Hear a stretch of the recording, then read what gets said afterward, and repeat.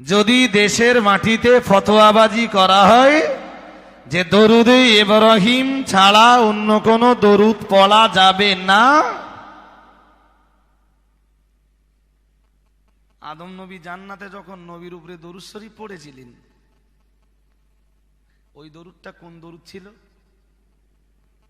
এটা বললে কি হবো না? তার কত জিলাপি সিন্নি খাওয়াবেন, এরকম হুজুর দাওয়াত দিয়া বাপের নামে মিলাদ পড়ান, কিচ্ছু হবো না। এটা বললে কিচ্ছু হবো না, আপনি আব্বার কবরে উল্টা মায়ের মুর আরো বাড়ে কিনা আমি টেনশনে আছি। হ্যাঁ, এইগুলা কই পান আপনারা? মানে এটা কে বানাইছে? যে এটা এটা কারোর কষ্ট দেওয়ার জন্য বলতেছি না, এটা কে বানাইলো, এটা কোত্থেকে আসলো? এটা আমি তো জানি না কোত্থেকে আসলো। তো যেহেতু আমরা জানি না, এটা মানাই দরকার নেই। আমরা জানি কোনটা। এরা যদি হয় দেওবন্দি মদত পুষ্ট ভাই, তাদের জন্য এতটুকুই যথেষ্ট যে হযরত মাওলানা আশরাফ আলী থানভী সাহেব তিনি এই দরুদে ইব্রাহিমের সঙ্গে আরো 40টা দরুদ তার নসুত্তিব নামক কিতাবে আমার কাছে যে প্রিন্ট হয়েছে তার 320 পৃষ্ঠা, 21 পৃষ্ঠা, 22 পৃষ্ঠায় 40 রকমের দরুদ লিখেছেন। অন্য প্রিন্টে কি আছে আমি জানি জি ভাই। এছাড়া যদি কেউ মনে করেন জি যে আমরা কোরআন হাদিস ছাড়া কিচ্ছু মানি না, তারা দেওবন্দি নয়, তারা মুযাফ বিদ্বেষী আমলধারী। আমরা জানি কোনটা। আল্লাহুম্মা সাল্লি আলা মুহাম্মাদ ওয়া আলা আলি মুহাম্মাদ কামা সাল্লাইতা আলা ইব্রাহিম ওয়া আলা আলি ইব্রাহিম ইন্নাকা হামিদুম মাজিদ। সবাই পারেন কিনা? এটা কে কারে শিখাইছে একটু বলি, এরপরে গুরুত্ব দিবেন। দুনিয়ার আখেরাতের শ্রেষ্ঠ মানুষ, দুনিয়া আখেরাতের শ্রেষ্ঠ মানুষ, দুনিয়ার শ্রেষ্ঠ উম্মত, দুনিয়া আখেরাতের শ্রেষ্ঠ মানুষ আমাদের নবী, দুনিয়া আখেরাতের শ্রেষ্ঠ উম্মত আবু বকর সিদ্দিক। এই শ্রেষ্ঠ মানুষ শ্রেষ্ঠ উম্মতকে এই দুরূদ শরীফ শিখাইয়া দিছে। শ্রেষ্ঠ মানুষ শ্রেষ্ঠ উম্মতকে যেই দুরূদ শিখাইলেন, ওটা পড়বো নাকি আমাদের বানানোটা পড়বো? ভাই কথা বুঝে আসছে তো? তো ওইটা আমরা না পড়া পড়ি কোনটা? বানানোটা পড়বো, সওয়াব হবে না। ওইটা বললে সওয়াব হবে। আল্লাহ কবুল করুন। আলী থানভী সাহেব তার এই নসুত্তিবে আমার কাছে প্রিন্টের 293 পৃষ্ঠার একেবারে শেষ লাইনে লিখেছেন, আমি এবার একটাই পড়ছি। আল্লাহুম্মা সাল্লি আলা সাইয়্যিদিনা মাওলানা মুহাম্মদ ওয়া আলা আলি সাইয়্যিদিনা মাওলানা মুহাম্মদ। জি, সুতরাং যদি কোনো দেওবন্দি এর মোকাবেলা করে, তার মতো জোঁকের কাছে থানভী সাহেবের নসুত্তিবটাই যথেষ্ট নুন বলে গণ্য হবে। যদি কোন লামুজাবি এটা নিয়ে বাকবিতণ্ড করে জি, তাহলে এক কথার উত্তর এক কথাই যে দরুদে ইব্রাহিম নামাজের মধ্যে আমরা পড়ে থাকি। এছাড়াও খোদ হাদিস থেকে প্রমাণিত, বুখারী শরীফে বলুন, মিশকাত শরীফে বলুন, সহিহ ইবনে খুযাইমাতে বলুন, ভাই তাফসীরে ইবনে কাসিরে বলুন, আরো বহু রকমের দরুদ লেখা রয়েছে। সেই দরুদগুলো বাদ দিয়ে শুধু দরুদ ইব্রাহিমটা নিয়েই কেন তারা এই নির্দিষ্ট একটি দরুদ কি নিয়ে টানাখাঁচা করছে? এটাও রীতিমতো তাদের পক্ষ থেকে আরো একটা নতুন বেদাত তারা চালু করছে। শুধু দরুদ ইব্রাহিম করে করে, বরং হাদিস শরীফে রয়েছে সাল্লাল্লাহু আলা নবী, এটাও একটা দরুদ। ভাই হযরত খাজা মাইনুদ্দিন চিশতি রাহমাতুল্লাহ আলাইহি তিনি একটি দরুদ আমলের কথা বলেছেন, আল্লাহুম্মা সাল্লি আলা সাইয়্যিদিনা মুহাম্মাদিন নবিয়্যিল উম্মি ওয়া আলিহি ওয়া সাল্লিম, সেটাও একটা দরুদ। সুতরাং এক কথাই মনে রাখা দরকার, দরুদের ব্যাপারে মৌলিক থিওরি হলো ভাই যার ভিতরে সালাত এবং সালাম শব্দ যুক্ত থাকবে। এই দুটো শব্দকে রেখে দিয়ে রাসূলের জন্য দোয়ার ব্যাপারে অন্য কোন বাক্য জুড়ে দিয়ে দরুদ পড়লেই যথেষ্ট হয়ে যাবে। পার্টিকুলার নামাজের ভিতরে দরুদ ইব্রাহিম পড়া সুন্নাত। জি ভাইরা আমার মনে রেখে দিন, মৌলানা বুঝবেন না, কোরআন শরীফের একটা আয়াতের তাফসীর করতে যে আমি কথাটা বললাম, ও বাবাজিরা ভাইরা মাথায় রাখুন। আমার আল্লাহ পাক রব্বুল আলামিন জানিয়েছেন, ইন্নাল্লাহা ওয়া মালাইকাতাহু, আমার আল্লাহ পাক রব্বুল আলামিন জানিয়েছেন নিশ্চয়ই আমি আল্লাহ পাক রব্বুল আলামিন আমার নবীর উপরে রহমত নাজিল করি। আমার আল্লাহ পাক রব্বুল আলামিন পরেই জানিয়েছেন, ওয়া মালাইকাতাহু ইউসাল্লুনা ইউসাল্লুনা আলান নবী, আমার আল্লাহ পাক রব্বুল আলামিন জানিয়েছেন এবং আমার সমস্ত ফেরেশতারা আমার নবীর উপরে দরুদ পড়তে থাকেন। একটু মহব্বত করে বলা যায়, একটু মহব্বত করে বলুন। আল্লাহ সমস্ত ফেরেশতারা, তাহলে আল্লাহর ক্ষেত্রে আল্লাহ নবীর উপরে দরুদ শরীফ পড়েন, এই তাফসীরটা ঠিক না। আল্লাহ তার নবীর উপরে রহমত কি নাজেল করেন, ফেরেশতারা নবীর উপরে দরুদ শরীফ পড়েন।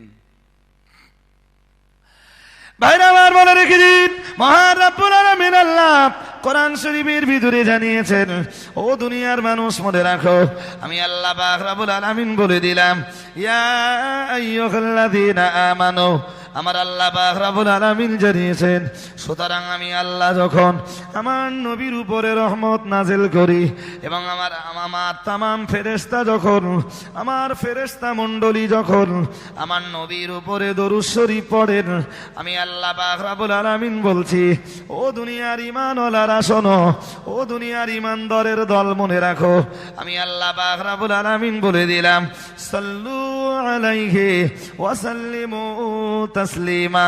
আমার আল্লাহ পাক রব্বুল আলামিন বললেন, ও দুনিয়ার ঈমানওয়ালা নারী পুরুষের দল, সুতরাং আমি আল্লাহ পাক রব্বুল আলামিন তোমাদেরকে নির্দেশ দিলাম, তোমরাও আমার নবীর উপরে দরুদ পড়ো। আমার আল্লাহ পাক রব্বুল আলামিন বললেন, শেষ বেলাতে বললেন, ওয়া সাল্লিমু তাসলিমা, সুতরাং তোমরাও আমার নবীর উপরে সালাম পড়ো। ও বাবাজিরা ভাইরা, দরুদ শরীফ পড়বার নির্দেশ যেহেতু মহান আল্লাহ পাক রব্বুল আলামিন নিজেই দিয়েছেন, তাই জীবনে একবার নবীর উপরে দরুদ শরীফ পড়া ফরজ, সালাম পড়ার নির্দেশ যেহেতু মহান আল্লাহ দিয়েছেন, তাই জীবনে একবার অন্তত সালাম পড়া ফরজ। একবার অন্তত জীবনে আপনারে পড়তেই হবে, নইলে ফারজিয়াত আদায় হবে না। নবীর উপরে সালাম জীবনে একবার হলেও আপনাকে পড়তে হবে, যেহেতু নির্দেশটা আল্লাহ, তাই ফরজ আছে, ফরজটা আপনাকে আদায় করতেই হবে। মোটামুটি আমরা ওয়াজ নসিহতের মজলিসে বসে যা পড়েছি দরুদ আর সালাম, তাতে ফরজটা, কথা বুঝতে পারেননি? যে চলেন চলেন,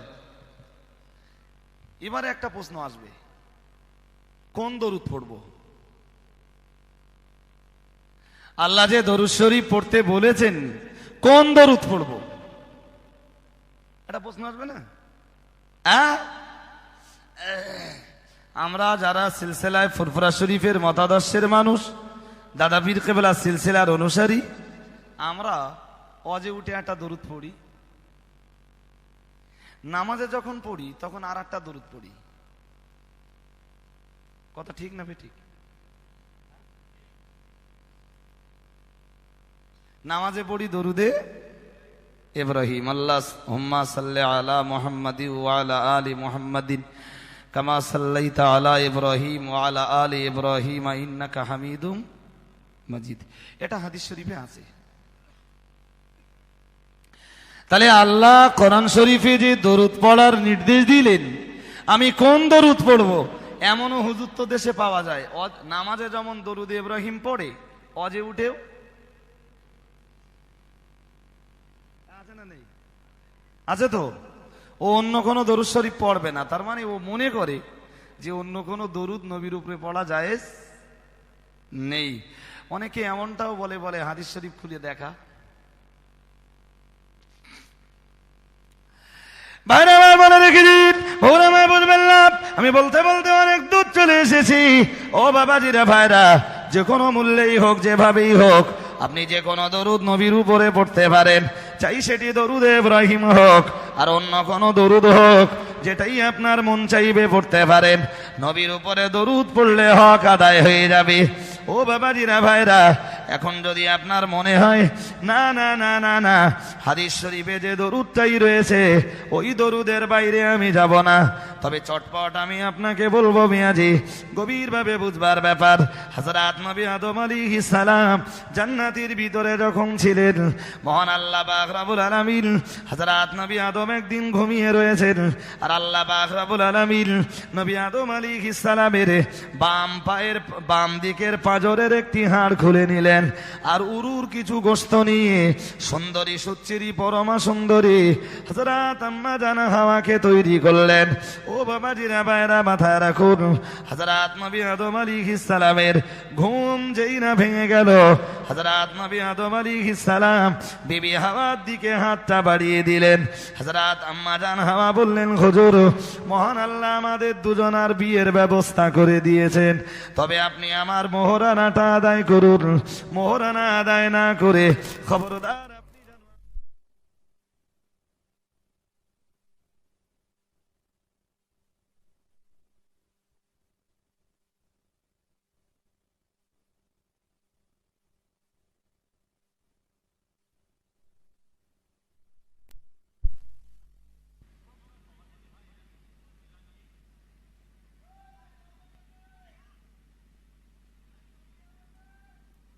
লাইন আসছে।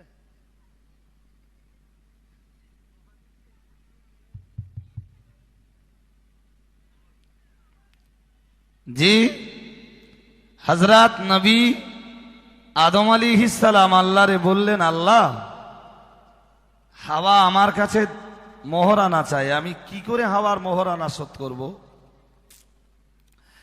ভাইরা আমার মনে রেখে দিন, আল্লাহ নবী আদম আলাইহিস সালাম আল্লাহরে ডেকে বললেন, আল্লাহ, তুমি ও রব্বুল আলামিন, আল্লাহ, তুমি আমার আরামের জন্য, আনন্দের জন্য, ও রব্বুল আলামিন, তুমি আমার বাম দিকের পাঁজরের হাত ছাড়িয়ে দিয়ে আর আমার শরীরের গোশত দিয়ে তুমি সুন্দরী সুচিরি পরমা সুন্দরী আমার বিবি হাওয়াকে তৈরি করেছ। আল্লাহ, তুমি আমাদের দুজনের বিয়ের ব্যবস্থা করে দিয়েছ। ও রব্বুল আলামিন, এখন হাওয়াকে আমি যেই না কাছে পেতে গেলাম, হাওয়া আমার কাছে মোহরানা চাইল। জান্নাতের যেদিকে তাকাই সব তো আপনার দয়ার জান্নাতে আপনার। ও রব্বুল আলামিন, আল্লাহ, আপনার দয়ার জান্নাতের ভিতরে আমার বলতে তো কিছুই নাই। আল্লাহ, আমি কি দিয়ে আপনার মোহরানা, আমার বিবি হাওয়ার মোহরানা দেব? ও বাবাজিরা ভাইরা, মাথায় রাখুন, আমার আল্লাহ পাক রব্বুল আলামিন বললেন, ও আমার নবী আদম, শোনো, ঠিকই বলছ, তুমি জান্নাতের যেদিকে তাকাও সব আমি আল্লাহ আমার তোমার বলে আমার দয়ার জান্নাতের ভিতরে যদিও কিছুই নাই, তবে আমি আল্লাহ পাক রব্বুল আলামিন বলে দিলাম, আমার নবী হাবিব নবী সরওয়ারে কায়নাত মুহাম্মদুর রাসূলুল্লাহ সাল্লাল্লাহু আলাইহি ওয়াসাল্লামের উপরে 20 বার তুমি দরুদ শরীফ পড়ো। আমি আল্লাহ পাক রব্বুল আলামিন বলে দিলাম, ওই দরুদ শরীফটাকেই আমি আল্লাহ আমার হাবিবের প্রতি যদি 20 বার দরুদ শরীফ পড়ো, যে নবীকে না তৈরি করলে আমি আসমান জমিন বানাতাম না, পাহাড় পর্বত নদ নদী বানাতাম না। আমার হাবিবের উপরে 20 বার দরুদ শরীফ পড়ো, আমি আল্লাহ পাক রব্বুল আলামিন এই 20 বার দরুদ শরীফটাকেই তোমার বিবি হাওয়ার জন্য মোহরানা বানিয়ে দেব। একটু মহব্বত করে বলেন, আর একটু মহব্বত করে বলেন।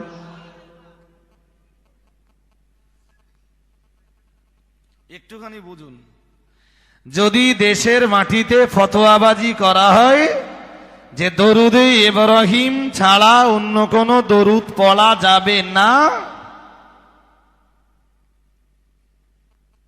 আদম নবী জান্নাতে যখন নবীর উপরে দরুদ শরীফ পড়েছিলেন, ওই দরুদটা কোন দরুদ ছিল?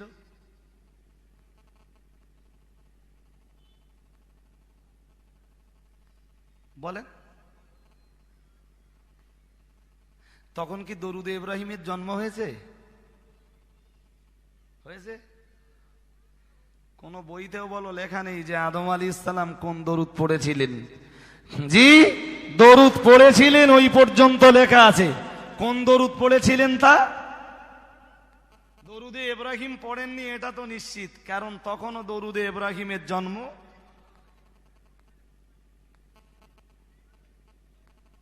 তাহলে এক কথায় বলা যায় যে কোনো পদ্ধতিতেই হোক নবীর প্রতি দরুদ পড়লেই হলো।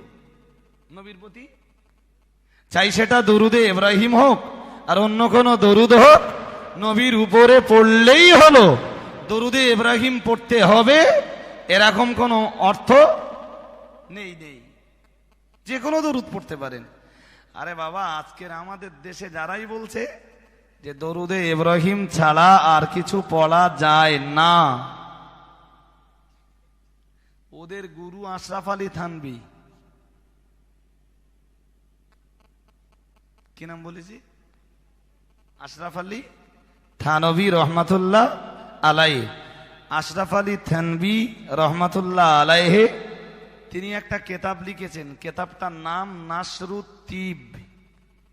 কি নাম বলেছি, মুখস্থ করতে করতে বাড়ি যান। উনি কেতাব লিখেছেন নাসরুত তিব, আর ওই কেতাবের ভিতরে আশরাফ আলী থানভী রহমাতুল্লাহ আলাইহি 40 রকমের দরুদ শরীফ লিখেছেন। সুবহানাল্লাহ বলেন না, কত রকম? যে 40 রকম দরুদ শরীফ লিখেছেন তার ভিতরে আমরা ওয়াজ নসিহতের মজলিসে যে দরুদটা পড়ি এই দরুদটাও। তাহলে আজকে দেশের মাটিতে যারাই বলছে দরুদে ইব্রাহিম ছাড়া কিছু পড়া যাবে না, এরা না মানে দাদা হুজুর কেবলাকে, না মানে বসিরহাট হুজুর কেবলাকে, আর না মানে এরা আশরাফ আলী থানভীকে, না মানে রশিদ আহমদ গাঙ্গুহিকে, না মানে এরা খলিল আহমদ আম্বেঠাবিকে, না মানে হাজি ইমদাদুল্লাহ মহাজেরে মক্কিকে। এরা কোন জাতের না, এরা না এই জাতের না।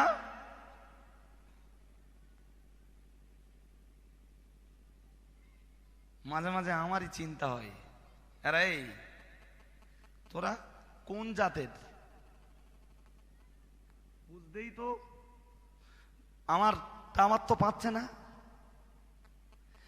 আমি তো সার্চ দেওয়ার পরেও টাওয়ারে পাচ্ছি না যে এরা কোন জাতের। নাম এনেছে বসিরহাট হুজুরের, নাম এনেছে দাদা হুজুরের, নাম এনেছে থানভী সাহেবের, নাম এনেছে গাঙ্গুহি সাহেবের, নাম এনেছে হাজি ইমদাদুল্লাহ মহাজেরে মক্কি রহমাতুল্লাহ আলাইহির। এরা কোন দলের?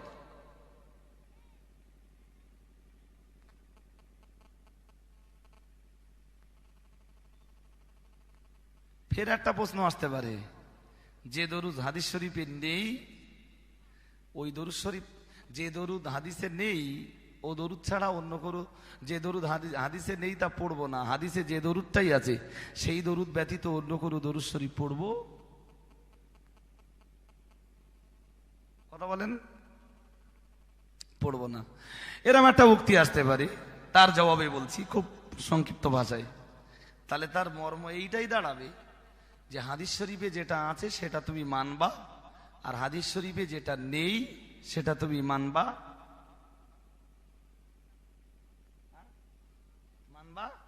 না। বেশ ভালো কথা ভাই।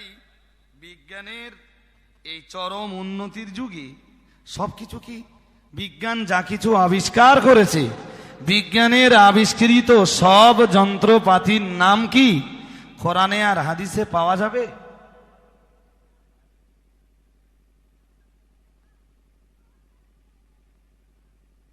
বলেন। এক ভাই বলেছেন যাবে। যারা বলছেন কোরআনকে বিরাট ভালোবাসেন, কোরআন আপনার ধর্মগ্রন্থ, কোরআন আল্লাহর নাজেল করা, আবেগের বশবর্তী হয়ে বলছেন না এমনি বুঝে সুঝে বলছেন? আপনার এই জবাবটা আবেগ জড়িত জবাব না তো? বিজ্ঞান এই চরম উন্নতি আর প্রযুক্তির জমানায় কম্পিউটার আবিষ্কার করেছে। কম্পিউটারের নাম যদি আপনি কোরআন শরীফে খোঁজেন, কোন পারায় কোন সূরায় কত নম্বর আয়াতে রয়েছে বলেন? বলেন। বুখারী, মুসলিম, আবু দাউদ, নাসাই, ইবনে মাজাহ, তিরমিজি, মুয়াত্তা, তাহাবী, শরহ মাআনিল আসার, মিশকাতুল মাসাবি, মাসাবিহুস সুন্নাত, রিয়াজুস সালেহিন, तमाम পৃথিবীতে যত হাদিসের কিতাব আছে, কোন হাদিসের কিতাবে কম্পিউটারের নাম আছে?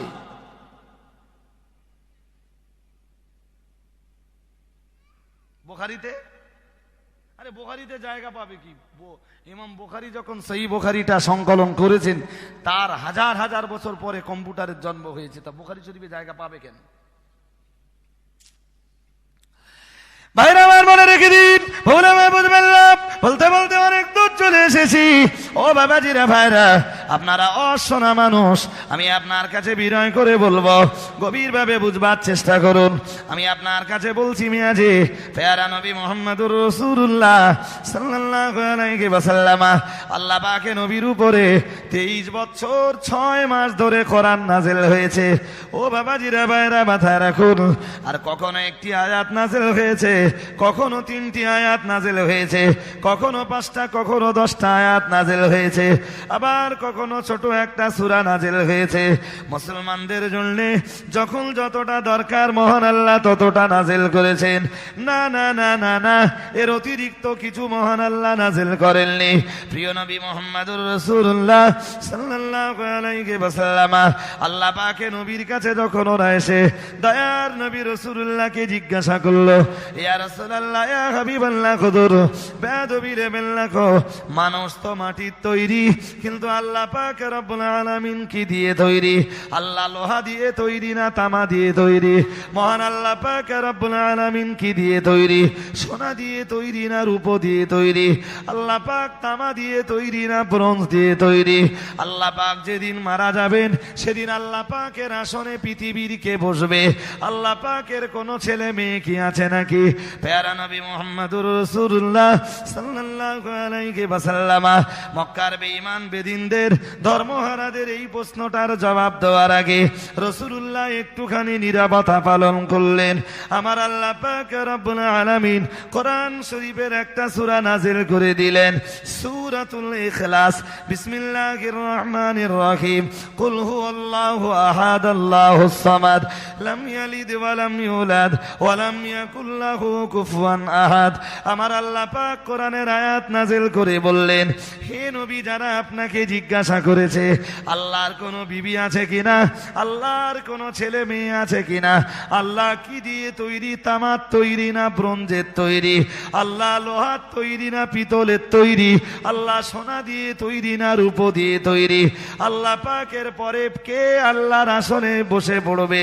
আল্লাহ পাকের পরে কে আল্লাহর আসনটা দখল করবে? হে আমার নবী, শুনুন, আমি আল্লাহ পাক রব্বুল আলামিন বলে দিলাম, অবিলম্বে আপনি ওদেরকে ডাকুন আর বলে দিন, কুল হুয়াল্লাহু আহাদ, আল্লাহ পাক রব্বুল আলামিন এক, একক, লা শারীক, তার কোনো অংশী নেই, তার কোনো অংশীদার নেই। ও বাবাজিরা ভাইরা, মাথায় রাখুন। আমার আল্লাহ আবার নাযিল করে দিলেন, আল্লাহুস সামাদ, আল্লাহ কোনো জিনিসের মুখাপেক্ষী নন, তামাম পৃথিবীর সব কিছুই আল্লাহর মুখাপেক্ষী।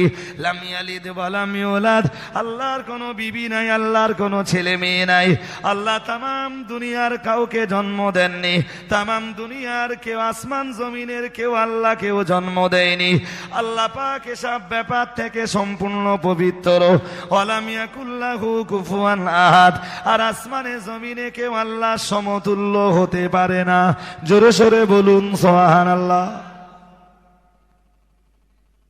কোরআনের আয়াতগুলো এমনি এমনি নাযিল হয়নি। 6666টা আয়াত 23 বছর ধরে যখন যতটুকু দরকার তখন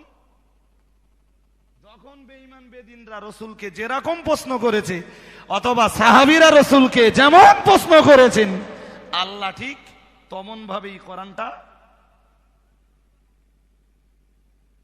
আমি বলার সময় পাবো না।